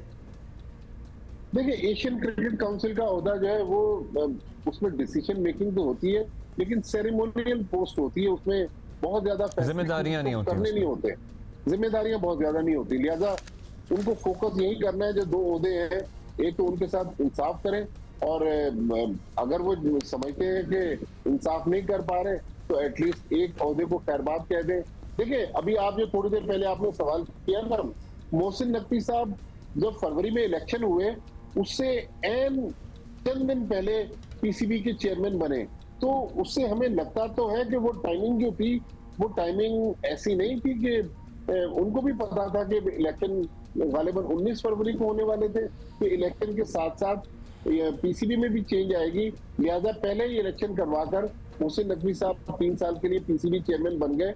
यहाँ पर कहा तो जाता है कि डेमोक्रेटिक सेटअप है पीसीबी में, लेकिन जिस तरह का डेमोक्रेटिक सेटअप है वो सबको पता है कि जिसको चाहे वो। अच्छा, ये जो हमारे कोच साहब हैं ये अब जा रहे हैं यहाँ से आफ्टर द सीरीज, या आगे जो हमारी लीग होने वाली है उसमें कुछ नजर रखने के लिए मौजूद रहेंगे?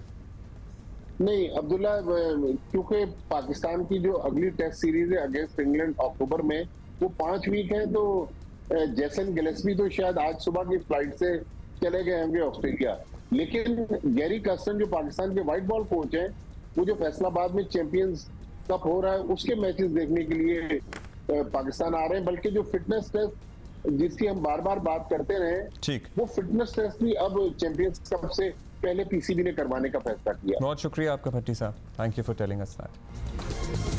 Okay, we are totally going to change topic. Not that the other topic we have is any better, क्योंकि बारिशों से भी बड़ी तबाही हुई है और बारिशें कंसिस्टेंटली होती भी गई हैं और ठीक ठाक किस्म की। पिछले कुछ सालों में हमने देखा ही है कि बहुत ज़्यादा हो रही हैं और इस साल भी हमें यही नज़र आया। लाहौर समेत पंजाब के मुख्तलिफ शहरों में बारिशों और सैलाबी रेलों की वजह से आवाम को मुश्किलात का सामना रहा है और अभी भी है। बारिशों के बायस नशेबी इलाके ज़ेरे आब आ गए हैं, फसलों को भी नुकसान पहुंचा है। बहावलपुर, मुल्तान, बहावलनगर, लिया, हाफिजाबाद, झंग, डेरा गाजी खान और कोसलमान के पहाड़ी सिलसिलों में बारिश से नदी नालों में तुग़यानी आ गई है, जिससे इर्द गिर्द की जो आबादियाँ हैं वो हमेशा मुतासर होती हैं और अभी भी बिल्कुल ऐसा ही हुआ है। जनूबी पंजाब भी बारिशों से खासा मुतासर हुआ है। राजनपुर में मुख्तलिफ जगहों पर बारिश का पानी जमा है और ख़ास तौर पे जो सबसे कंसर्निंग बात होती है ना, वो छोटे नन्हे बच्चे जो होते हैं वो बरसाती पानी से गुजर कर स्कूल जाने पर मजबूर होते हैं और फिर कुछ भी हो सकता है, बिकॉज बहुत दफ़ा पता नहीं होता कि उस पानी के नीचे क्या है। आइंदा 24 घंटों में पंजाब के बेशतर अजला में फिर बारिशों का इम्कान जाहिर किया जा रहा है। दरियाओं में पानी के बहाव में इजाफे का खदशा है। वज़ीर आला पंजाब ने इंतज़ामिया को बारिश से मुतासर अफराद की हर मुमकिन मदद करने, उन्हें महफूज मकाम पर मुंतकिल करने की हिदायत की है। अब क्या प्लान है, कैसे लोगों को नकल मकानी उनकी कराई जा रही है, कहाँ मूव किया जा रहा है, रिहैबिलिटेशन ज़ाहिर बाद में आएगी, लेकिन अभी तो रेस्क्यू हुई है। हम बात करेंगे वज़ीर इत्तलात पंजाब आज़मा बुखारी साहिबा हमारे साथ मौजूद हैं। आज़मा साहिबा, ज़ाहिर है बारिशों ने इस मरतबा भी बहुत मुतासर किया है पंजाब के मुतादिद अजला को। राजनपुर से हम अक्सर अपडेट करते रहते हैं, जनूबी पंजाब के दीगर अजला हैं, सेंट्रल पंजाब के एरियाज़ हैं, शिगाफ पड़ गए हैं, स्पिलवेज ओवरफ्लोड हैं। क्या सूरत हाल है, क्या प्लान है जो अब तक आप लोग जिस पे अमल कर रहे हैं और आगे करने जा रहे हैं? Thank you very much Abdullah and Huma. इसमें कोई शक नहीं कि इस दफ़ा की जो बारिशें हैं ख़ासतौर पे पंजाब के अंदर वो उनकी इंटेंसिटी काफ़ी ज़्यादा थी, लेकिन उसके लिए चीफ मिनिस्टर साहिबा ने तमाम जो महकमे हैं उनको पहले से ही तैयारियां करने के लिए भी वो किया हुआ था और अल्हम्दुलिल्लाह ये बात मुझे कहते हुए बहुत सुकून और खुशी महसूस हो रही है कि जो एक हमेशा होता था कि अर्बन फ्लडिंग हो जाएगी, बिल्कुल मतलब बेड़ा गर्क हो जाएगा, इस सब की जो है वो तैयारी की गई थी। मैं कुछ चीज़ें रिकॉर्ड पे आपके सामने रखना चाहती हूँ कि लाहौर, मुल्तान, डेरा गाजी खान, राजनपुर और दीगर अजला में जो है इस दफ़ा 200 से 370 मिलीमीटर तक बारिशें हुई हैं और ये बहुत सारे सालों का रिकॉर्ड टूटा है। इसके हवाले से लाहौर और मुल्तान में 45 साल का रिकॉर्ड ब्रेक हुआ है। उसके साथ जो रिकॉर्ड बारिशों के बावजूद जो बात देखने की है कि बारिशें होती हैं, यहाँ जाहिर है पानी बहुत सारा इकट्ठा होता है, लेकिन उसकी जो निकासी है उसको रिकॉर्ड वक्त में ही वैसे ही जो है वो यकीनी भी बनाया गया है। ये एक इम्पॉर्टेंट चीज़ है। उसके बाद पीडीएमए की जो है वो पहले से तैयारियां, जैसे चीफ मिनिस्टर साहबा ने पहले बताया कि शुरू करा दी गई थी। मूनसून का कंटेंजेंसी प्रोग्राम भी जो है वो बनवा दिया गया था।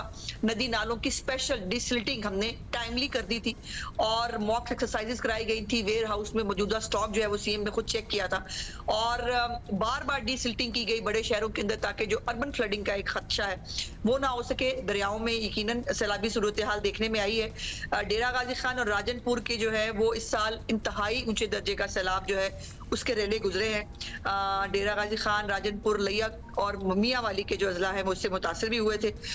सीएम ने खुद इन तमाम इलाकों का विजिट भी किया और सहूलियात का भी जायजा लिया और उसके साथ साथ जो पेशगी इतलाएं हैं वो भी हमने की। जो इस वक्त इम्पोर्टेंट चीज है आपको बताने वाली कि कोई भी डेथ जो बारिश के पानी से होती है अल्हम्दुलिल्लाह पंजाब में नहीं हुई है, लेकिन कुछ डेथ लॉस जो इस वक्त हमारा हुआ है, कुछ स्ट्रक्चरल कोलैप्स हुए हैं जिसमें छतें गिरी हैं या आसमानी बिजली के गिरने से जो है वो कुछ जानी नुकसानात हुए हैं। 310 लोग जो है वो इंजर्ड हुए हैं। 289 घर जो हैं वो डैमेज हुए हैं और कुछ जो जानवर हैं उनको भी नुकसान पहुंचा है। लेकिन ये जरा, क्योंकि ये तो चलें आपने पूरा एक अपडेट दे दी कि क्या क्या हुआ और किस तरह उसको संभाला गया, हम जरा कंसर्न है फसलों की तबाही के हवाले से, क्योंकि हमने इन द पास्ट भी देखा है कि जब फसलें इफेक्ट होती हैं तो अगले आने वाले जो साल होता है उसमें फूड स्टोरेज, ग्रेन्स, मतलब इस पे भी बड़ा हमारी कॉटन क्रॉप आजकल मुतासिर हो रही है। कॉटन क्रॉप भी आप डाल दें, ये बहुत इफेक्ट होती हैं आगे। तो उस हवाले से क्या आपके पास खबर है और क्या किया जा सकता है? देखिए हुमा, इसमें अच्छी बात यह है कि फसलों को जो इलाके मैंने बताए हैं अल्हम्दुलिल्लाह चंद इलाके हैं जहां पर सैलाबी रेला के गुजरने से या ज्यादा बारिशों से नुकसान हुआ है। लेकिन इसके ऊपर कल भी बाय चांस मैं आपको बता सकती हूँ कि कल भी एग्रीकल्चर की मीटिंग ले रही थी सीएम साहिबा इस हवाले से, और इसके हवाले से एक बहुत बड़ा किसानों के लिए एक बहुत बड़ी खुशखबरी और प्रोग्राम का एक आधे दिन में सीएम जो है वो अनाउंसमेंट करने जा रही हैं और मेरा ख्याल है वो अनाउंसमेंट वही करेंगी तो आपको पता चलेगा कि एग्रीकल्चर के हवाले से हाउ कंसर्न शी इज। और जो ये जिन इलाकों में इन फसलों को नुकसान पहुंचा है वो बिल्कुल हमारे नॉलेज में है। उसका प्लान बी जो है वो यकीनन वो भी तैयार कर लिया गया है कि खुदा ना खास्ता पंजाब के अंदर जो फ्रूट बास्केट भी है पूरे मुल्क के लिए उसको जो है वो नुकसान ना हो। हमारे मॉडल जो स्टोरेज के प्लान है, मॉडल हमारे जो हमने एक पूरा 3 इलाकों के अंदर जो है वो मॉडल हमने तैयार किए हैं जिसके अंदर स्टोर्स हैं, जिसके अंदर बहुत सारी चीजें हैं जो एक ही छत के नीचे किसान को मिलेंगी ताकि उसको फैसिलिटेट किया जा सके। ये तमाम चीजें इंशाल्लाह सीएम जो है वो एक आधे दिन में खुद भी ये किसानों के लिए अनाउंस भी करेंगी, शेयर भी करेंगी। तो फसलों के जहां तक नुकसान की बात है उसके हवाले से बाकायदा तौर पर तमाम तैयारी जो जिनको नुकसान हुआ है।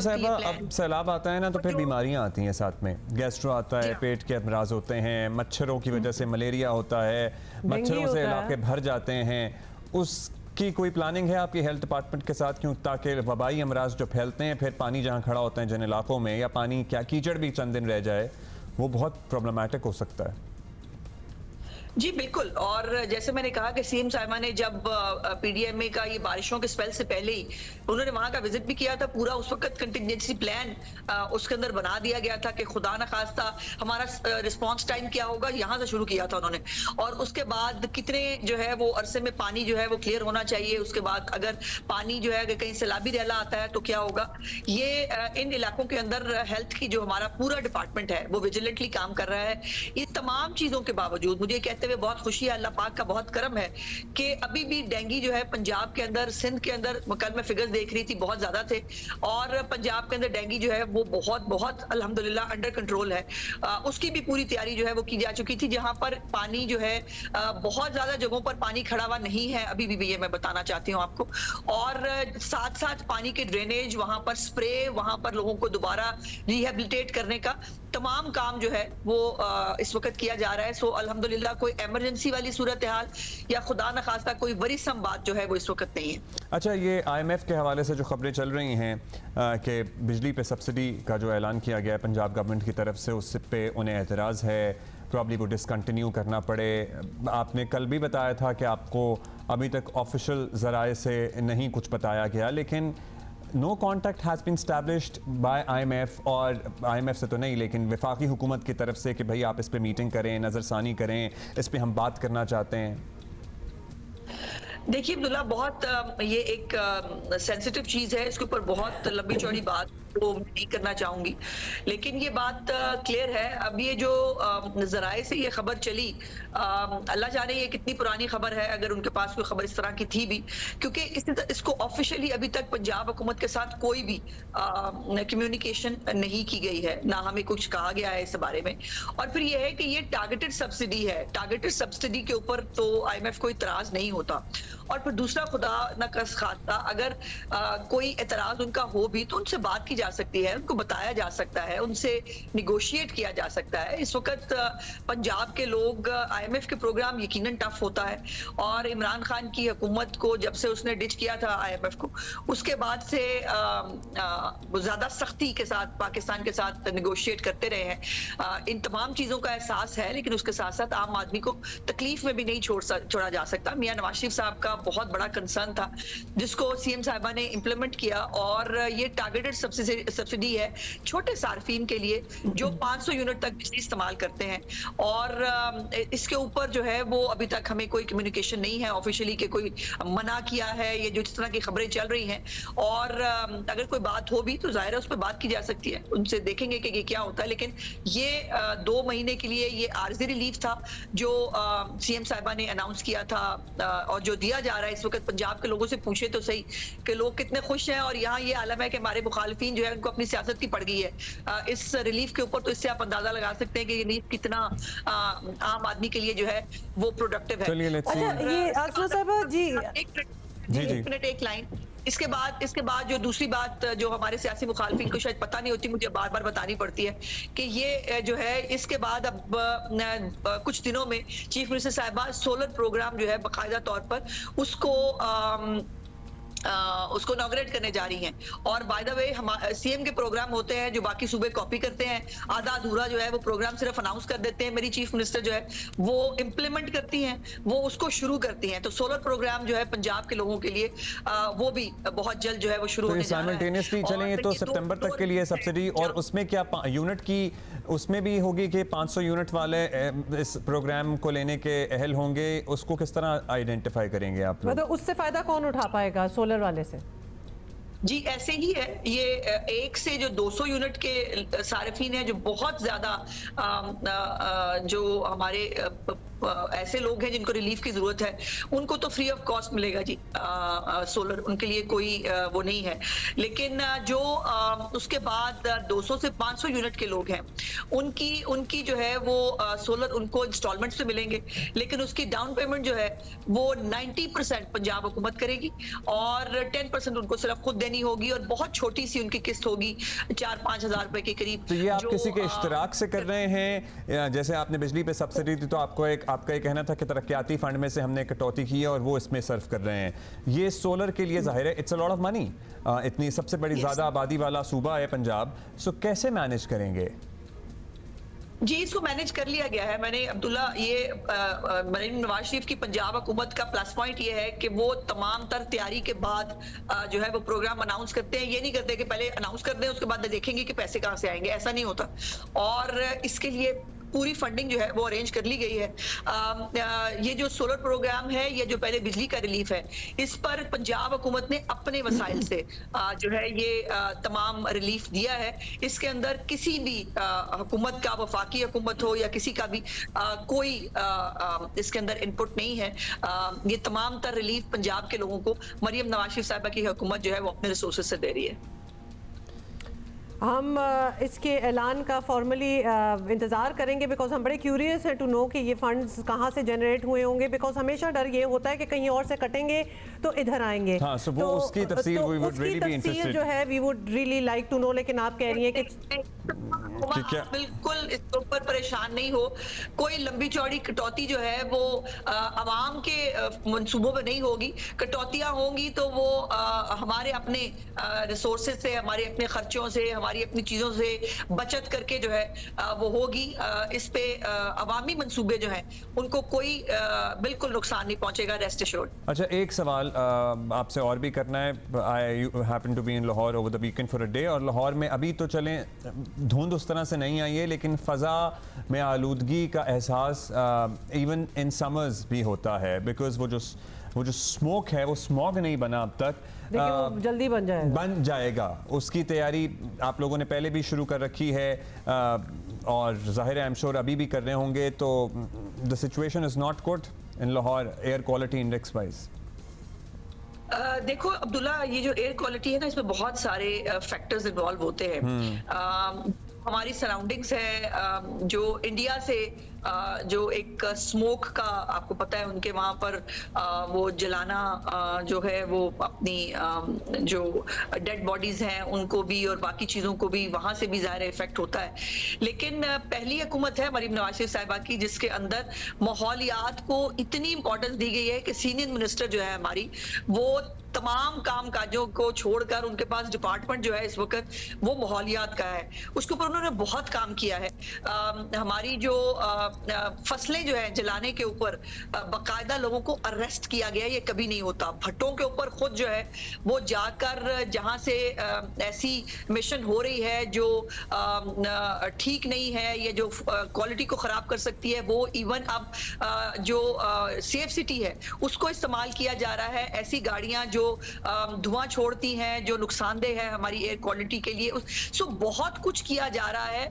मोजज़ात तो खैर नहीं होते ना एयर क्वालिटी पे हो सकते हैं, लेकिन ये मुझे लगता है, मुझे उम्मीद है इंशाल्लाह ताला कि जितने भी इस वक्त इक़दामात स्मॉग के हवाले से उठाए गए हैं, इंशाल्लाह ताला पिछले सालों से बेहतर सूरत हाल होगी इस साल, और अगले 2-3 सालों के अंदर स्मॉग जो है उसको पंजाब के अंदर से जो है वो बहुत हद तक जो है वो खत्म कर दिया जाए या कम कर दिया जाए।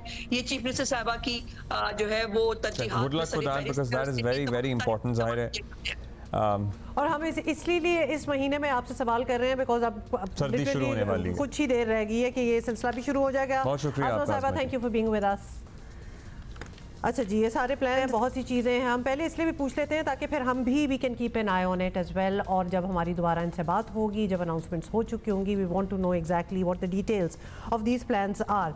लेकिन टॉकिंग ऑफ बारिशें, ज़रा दोबारा से हम बात कर लें कि क्या हालात हैं, क्योंकि आज़मा साहिबा ने हमें बताया कि हालात काफ़ी अंडर कंट्रोल हैं। राजनपुर से हमारे कॉरेस्पॉन्डेंट इलियास रज़ा हमारे साथ हैं, he is going to give us an update. जी, हाल ही नजरों के सैलाबी पानी ने मैदानी और पचात इलाकों को शदीद मुतासर किया है। पानी तो कम हो गया है, लेकिन यहाँ पर लोगों की जो फसलात थी, घर थे, वो मुकम्मल तौर पर तबाह हो चुके हैं। अब लोग अपने घरों को वापस आ रहे हैं, उनकी घर और छतें गिरी हुई हैं। मैं इस टाइम रख कोटला इसल में बस्ती में मौजूद हूँ। आप देखिए कि यहाँ पर एक मोहम्मद मेहदी है काश्तकार, जिसकी यहाँ पर 5 एकड़ कपास की फसल थी, मुकम्मल तौर पर तबाह हो चुकी है। ये हमारी फसल पहले ठीक जा रही थी, जबकि जैसे कि नदी नालों में पानी आया, जिसकी वजह से यहाँ पे पानी गुजरा, हमारी फसल थी वो मुकम्मल तौर पर तबाह हो गई है। हमारी यहाँ पे इसकी उम्मीदें थी कि हम इंशाल्लाह इसके ऊपर हमारा रोज़गार था, लेकिन जैसे ही पानी गुजरा तो वो सब के सब मिलामेट हो गया, सब हमारी फसल तबाह हो गई है, जिसकी वजह से काफ़ी सारे हमारे मसाइल बढ़ गए हैं। काश्तकार का कहना है कि हमारी फसल मुकम्मल तौर पर तबाह हो चुकी है। अभी तक यहाँ पर कोई सर्वे टीमें नहीं आई। हुकूमत से अपील करते हैं कि हमारी जो नुकसान हुआ है इसकी इमदाद की जाए ताकि हम खुशहाल ज़िंदगी गुजार सकें। जी, अभी हम जाएंगे नॉर्थ वज़ीरिस्तान और हबीबुल्लाह, वहाँ बारिशों की बात सूरत हाल क्या है बता रहे हैं हमें।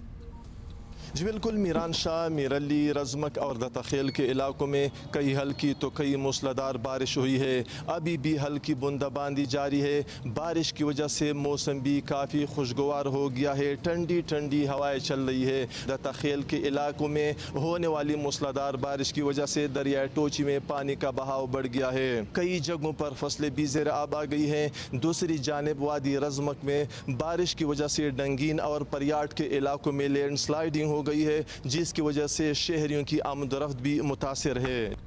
खूबसूरत जगह थी वैसे, ब्यूटीफुल ग्रीनरी एंड वाटर। मतलब हम तो देख रहे होते हैं ना विजुअली क्या लग रहा है। ऑफ कोर्स अगर things are not working out तो सफरिंग तो वहाँ लोगों की होती है। एनीवे, अस्तौर से रफ़ीउल आफरीदी हमें रिपोर्ट कर रहे हैं। ज़िला अस्तौर में गुज़िश्ता 8 रोज़ से वक़्फ़े के साथ हल्की और तेज़ बारिश का सिलसिला जारी है, जबकि पहाड़ों के ऊपर हल्की बर्फबारी का आगाज़ भी हो चुका है। यहाँ पे जारी बारिशों की वजह से जो सैलाब मुतासरीन हैं उनके मसाइल और मुश्किलात में भी इजाफा होता जा रहा है।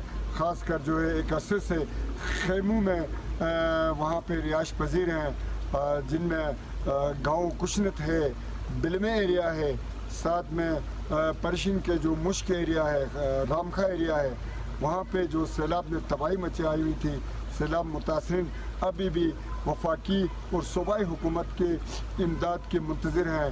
उन्होंने बार बार हुकूमत से मुतालबा किया है कि उनको महफूज मकामात पे जो है वो मुंतकिल किए जाए। अच्छा, अभी हम आपको बताएंगे ये कि वफाकी दारुल हुकूमत में कल 3 बच्चे डूब कर जान से चले गए।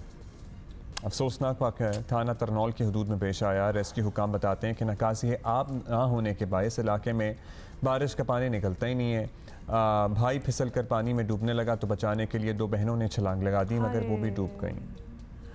ओके, अच्छा जी, मुल्क की मईशत को ट्रैक पर लाने के लिए वफाकी हुकूमत की कोशिशें जारी हैं, जिसके लिए टैक्स नेट में इजाफा बुनियादी अहमियत रखता है। बदकिस्मती से ताजरों समेत कुछ तबका टैक्स ना देने की अपनी पुरानी रविश छोड़ने को तैयार नहीं है। पिछले दिनों ताजरों ने रजिस्ट्रेशन से इनकार करते हुए मुल्क की हड़ताल की थी। अच्छी बात यह है कि वफाकी वज़ीर ख़जाना मोहम्मद औरंगज़ेब ने दो टोक कहा कि ताजरों पर आए टैक्स का फैसला किसी सूरत वापस नहीं होगा, हर शोबे को टैक्स अदा करना होगा। But one thing I want to be very clear, this is not going to be taken back, because अगर हमने ये किया तो बाकी जो तबकात हैं जो इस वक्त वो नाला हैं वो और मुश्किल में चले जाएंगे। तो जितने मेरे होलसेलर्स, डिस्ट्रीब्यूटर्स, रिटेलर्स, ये सब मेरे भाई बहन हैं, हमारी दोबारा आपसे गुजारिश है, ये गुजारिश है कि आप बढ़िए, अपना कदम आगे लेकर जाइए to contribute to the country's economy. जो IMF वाली डिस्कशन है, मैं उसमें जो स्टाफ लेवल एग्रीमेंट है उसमें तो जुलाई में हो गया। इस वक्त we are in advance stages in terms of in getting assurances around our external financing, और उसमें हम एडवांस स्टेज में हैं। तो इंशाल्लाह हम ये वक्त पे ये प्रोग्राम जो है एग्जीक्यूटिव बोर्ड से अप्रूव होगा। पिछले दिनों ऐसी इतलात आई थी कि IMF ने पाकिस्तान को $7 अरब के बेल आउट पैकेज की मंजूरी मौखर कर दी थी। वजह यह बताई गई थी कि पाकिस्तान दोस्त ममालिक से $12 अरब कर्ज बर वक्त रोल ओवर कराने में नाकाम रहा है।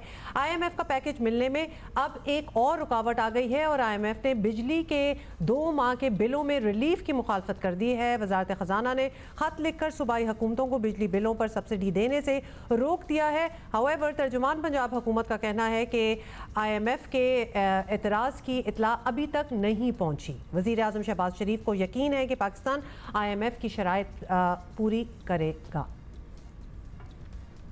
IMF के साथ हमारी जो है उसके लिए जो भी लवाज़मात, जो भी शराइत उनकी हम पूरी तरह उसको हम अंडर सुपरविजन है और उसके लिए इक़दामात उठाए जा रहे हैं।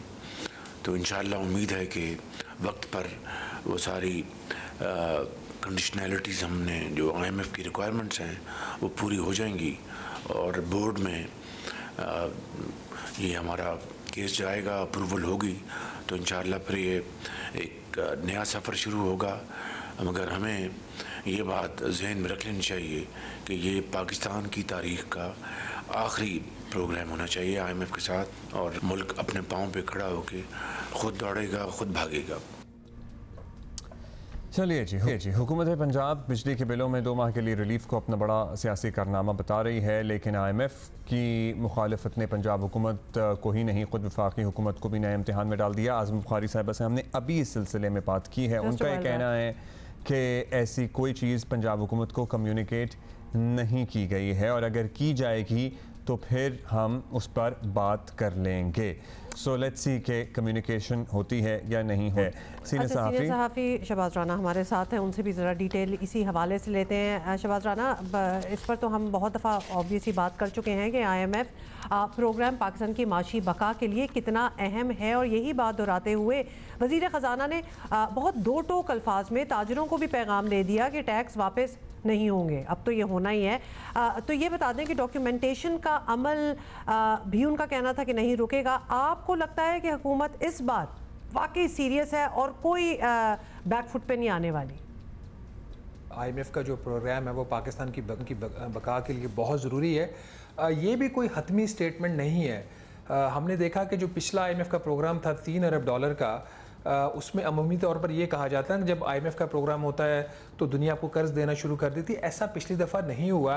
IMF ने $3 अरब दिया और $3 अरब हमें सऊदी अरब और मुत्तहदा अरब अमारात ने दे दिए। लेकिन जो हमारी एक होप थी पिछले प्रोग्राम में कि हम आलमी मार्केट से जाके यूरो बॉन्ड्स फ्लोट कर देंगे या फॉरेन कमर्शियल बैंक से कर्जा ले लेंगे, तो वो नहीं हुआ। और अभी भी अगर आप देखें कोई बहुत ज़्यादा हाई एक्सपेक्टेशन नहीं है कि अगर IMF का प्रोग्राम हो भी जाता है तो फौरी तौर पर आपको फॉरेन कमर्शियल बैंक्स के जो लोन्स हैं वो एक कंपेटिटिव अच्छे रेट्स के ऊपर मिल जाए। उसकी जो अहमियत है पाकिस्तान की इकॉनमी के लिए वो अब अंडर क्वेश्चन आ चुकी है। हाँ, IMF का जब प्रोग्राम होता है तो एक आपको शॉर्ट टर्म में एक स्टेबिलिटी मिल जाती है, जो एक बहुत बड़ा फैक्टर और इम्पॉर्टेंट फैक्टर है। जहाँ तक ये बात है कि जो वज़ीर ख़जाना साहब ने फरमाया कि जो ताजरों की स्कीम है वो वापस नहीं ली जाएगी, उनकी स्टेटमेंट अपनी जगह पे, वो स्कीम वापस लें या ना लें, हुकूमत पहले ही बहुत बड़ी एक राय दे चुकी है ताजरों को। जिस दिन 28 अगस्त का दिन था गालिबन जब ये ताजरों की हड़ताल थी, उसी दिन जो हुकूमत ने FBR ने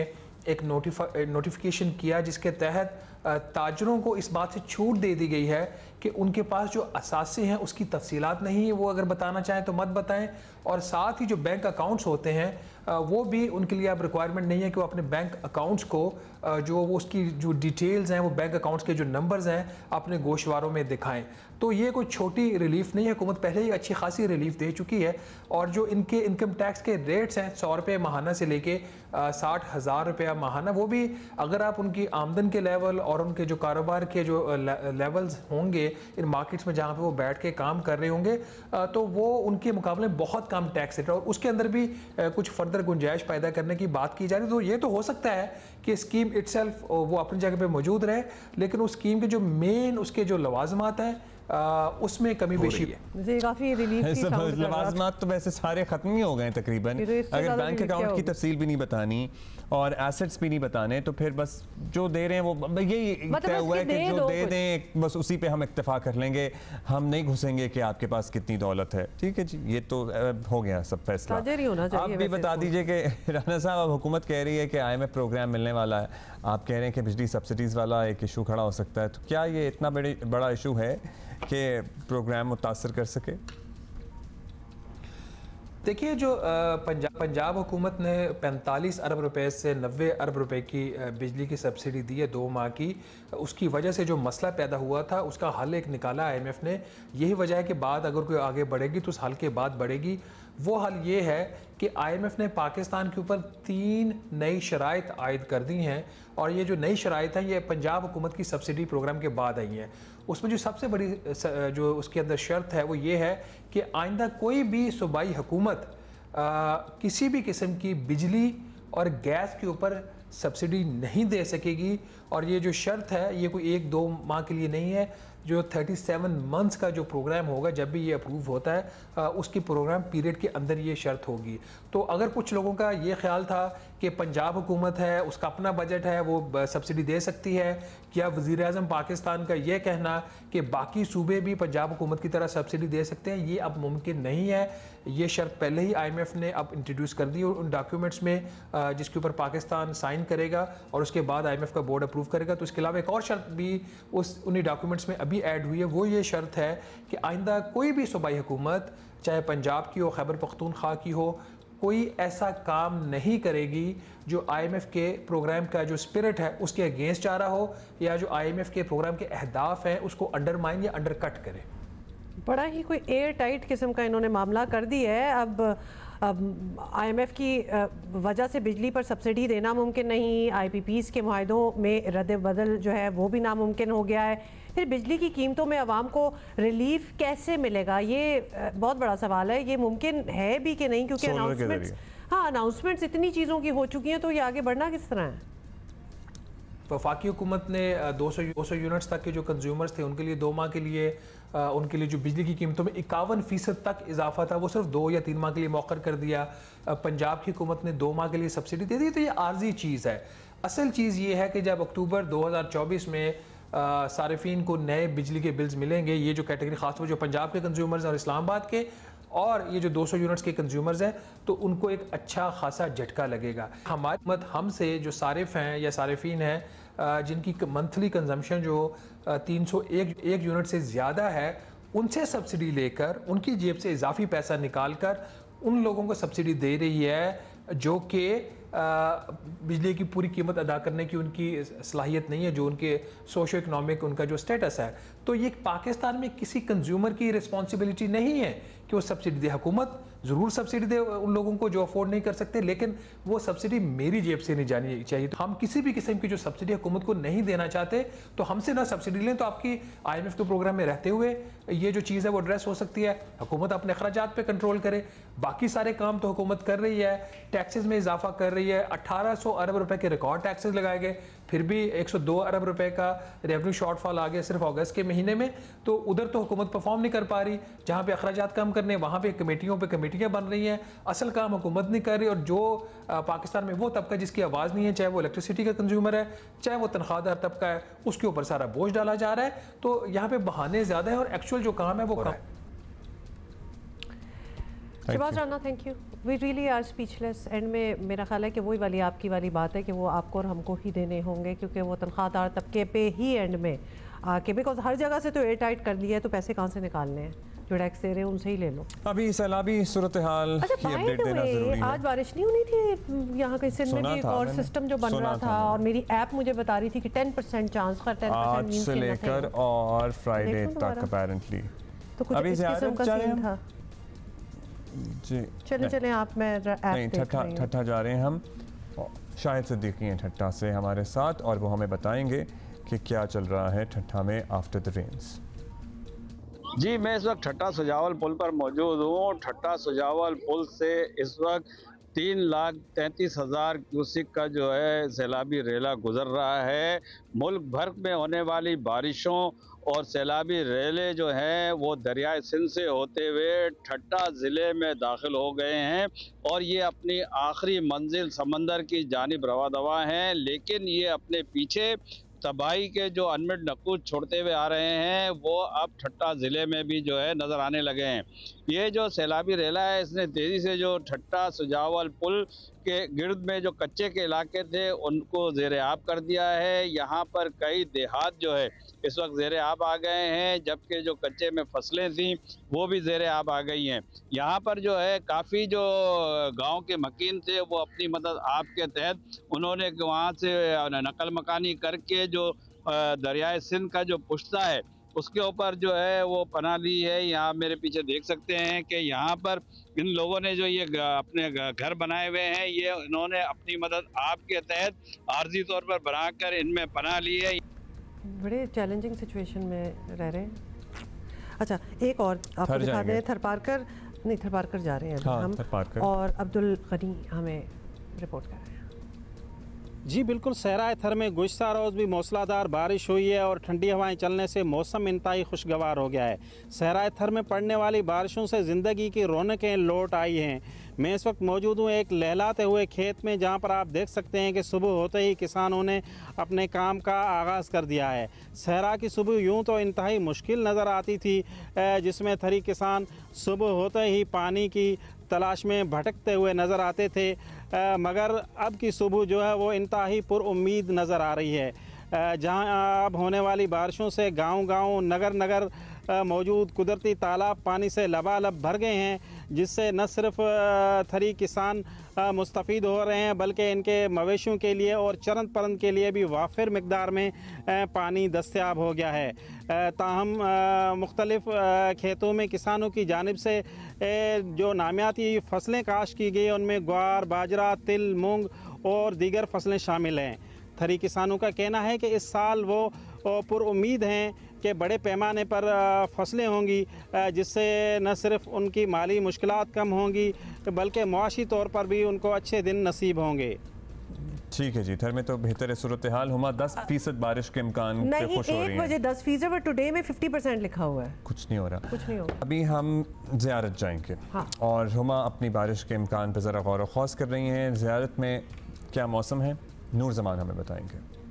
जी, बलुस्तान के शुमाल मशरकी और अलई इलाकों में तबाकुल मानसून का सिलसिला अब कमज़ोर पड़ चुका है, लेकिन 2022 के मानसून से ये तबाहकुन मानसून साबित हो रहा है, क्योंकि गुज़िश्ता रोज़ बारिशों का सिलसिला जब थमना शुरू हुआ तो जियो न्यूज़ की टीम उन बारह इलाकों तक रसाई मुमकिन हुआ जहाँ पर बड़े पैमाने पर नुकसानात हुए। ख़ासकर ये नुकसानात 2022 से कहीं ज़्यादा हुए हैं। ज़ियारत के नवाई इलाके में इस वक्त मैं मौजूद हूँ।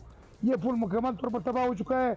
इसके चारों अतराफ सेब और चेरी के बागात है। क्योंकि ताकतवर मानसून का सिलसिला कमज़ोर पड़ चुका है। बेशर इलाकों में बारिशें थम चुकी है। तोबा चिकज़ई, किला अब्दुल्ला, मशीन में भी डैम और फ्लोर डैम टूटने के बाद से इसका सैलाबी पानी जो है इससे बड़े पैमाने पे जो आबादी है उसको नुकसान पहुँचा है। खासकर शुमाली बलूचिस्तान में इस बार 2022 से कहीं ज़्यादा फसलों और बागात को शदीद नुकसान पहुँचा है। और ये डेंजरस लग रहा है। एक तो प्लीज़ अपनी ये गाड़ियाँ बेशक 4 व्हील हो या 10 व्हील हो ना गुजारें पानियों में से। We're going to see you tomorrow, inshallah. Bye.